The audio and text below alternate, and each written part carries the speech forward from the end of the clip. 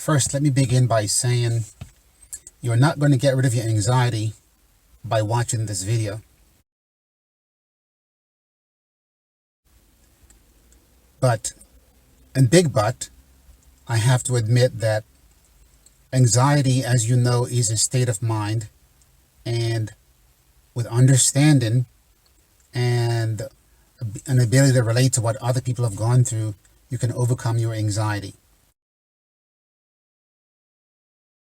So before you decide to step away, it's probably best to listen to or watch the entire video before you take a step back and say this presentation, this video is not for you. As we all know, anxiety is a state of mind where you are not actively engaged in the event or task or activity that you are anxious about. As a result of that, we don't have to be actually driving an automobile or actively engaged in the task that you're fearful of to be able to overcome your anxiety.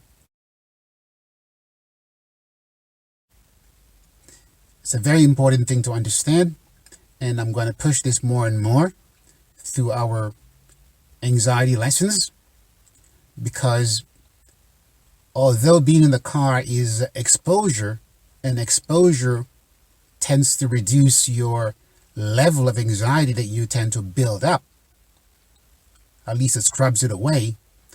Understanding what it's all about allows you to get rid of the anxiety much, much faster. So we're going to start by simply understanding ourselves better. Now, what do my students feel anxious about?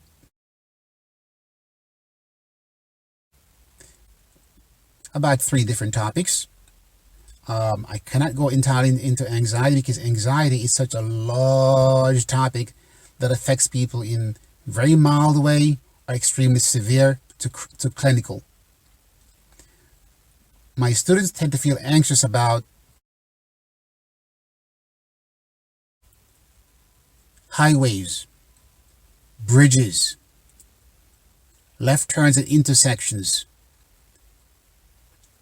These are the major ones.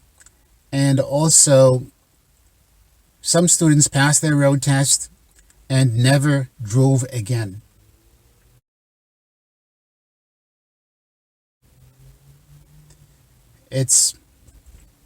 I can deal with these one at a time. Let's say, for example, let's take the highway anxiety. Before I continue, I would appreciate if you wouldn't mind subscribe to the videos. It allows me to decide whether I'm going to continue with this content or not. And like the videos, because if no one likes the videos, then it implies that there is no interest in this topic, and therefore I should not pursue it any further. So please go ahead and subscribe and like the videos, and I will give you as much information as I can on how to take care of your anxiety or someone that you might know.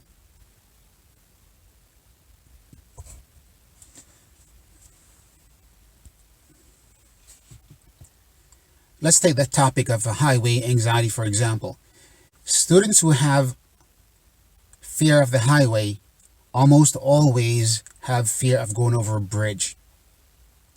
We can start with a bridge first, because you don't have to be on the highway to actually cross a bridge. You can be locally crossing a bridge. So, crossing over the bridge, anxiety is generally produced or is heightened, because people with anxiety usually have anxiety before they drive a car. It gets heightened when they're in the left lane or the right lane where they can see over the edge of the bridge. The way you actually try to overcome that is if you're able to drive in the middle lane, then do so. And also, because the bridge happens to be a span where you can't stop until you get to the other side, the distance between entering and exiting the bridge or getting off the bridge is what induces the heightened amount of anxiety.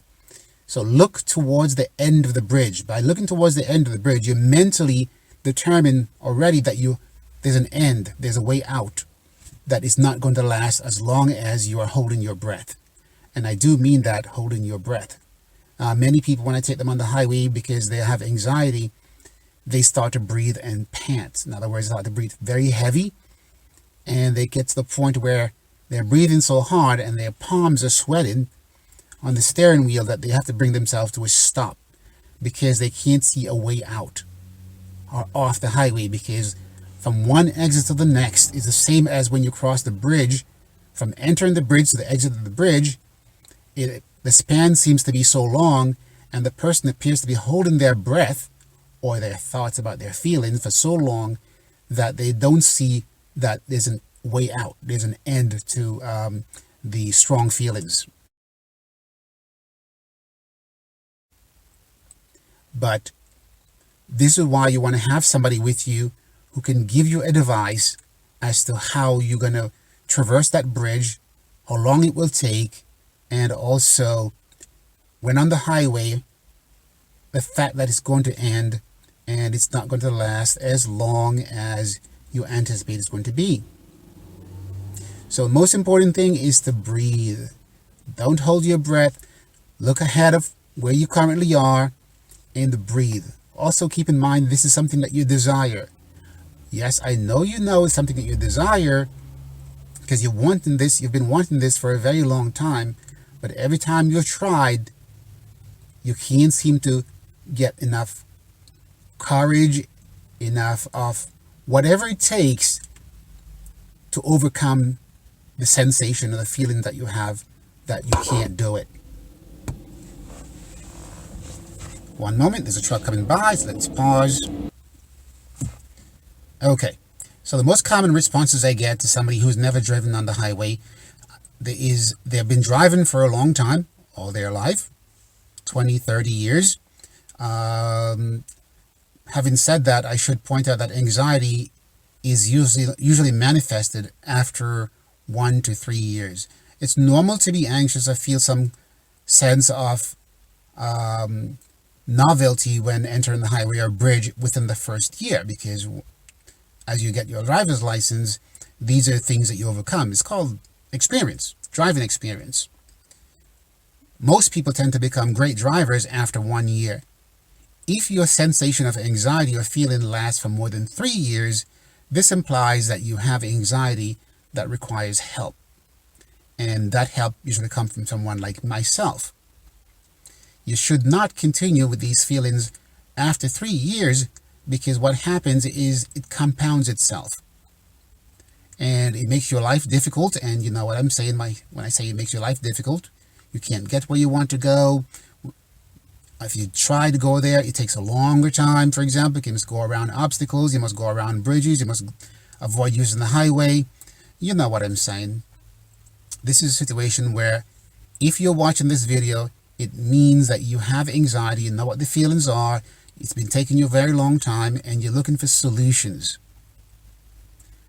I cannot provide all the solutions that you need to overcome that, being that we're separate and apart from each other, but I can give you some guidelines about how to approach the topic or your feelings. Having said feelings, for example, the feelings of anxiety is one where, how can I say, it's the person's senses. You know, we have 5 senses, but the sense of hearing things and seeing things, those particular senses are feeding too much information, and they're being processed in such a way that it's been processed so quickly and so fast that the senses are basically overloading your ability to respond to what's going on. And it's also a situation of where you need to be able to separate what is important from what is not important. If you're walking in a crowd, for example, and everyone is shouting, you don't look around at everyone who's shouting, because everyone is shouting. If you do that, it just bounces somebody's passing by here, walking their dog. It just bounces you all around, and it doesn't allow you to be yourself. And having said that, anxiety is about finding out who you are and not to be like the other person, but discovering yourself and what allows you to operate on the parameters that you want to operate and overcome the sensation that you have. So if I did not state that clearly enough, I can try again, but once again, this is a very difficult topic to elaborate or speak on, especially when not speaking person to person. This is a general conversation that I'm offering to you, and everyone have individual characteristics, individual levels of anxiety, and as a result, what I say may not apply to you directly, but I've encountered this situation with these feelings and sensations, this fear of highway bridges, left turns, intersections, with thousands of people, literally thousands of people. So in some sense, this applies to you as well. Let's take a pause. So yes, I'm going to continue with this topic of anxiety until I can see that no one has an interest in it. If there's no one who has an interest in this topic, I will not continue. But this is an introduction to, I'm going to make a playlist of having to do with anxiety, and you can find whatever you're looking for within that one category of it's driving anxiety, but really it's not driving anxiety, it's really just anxiety.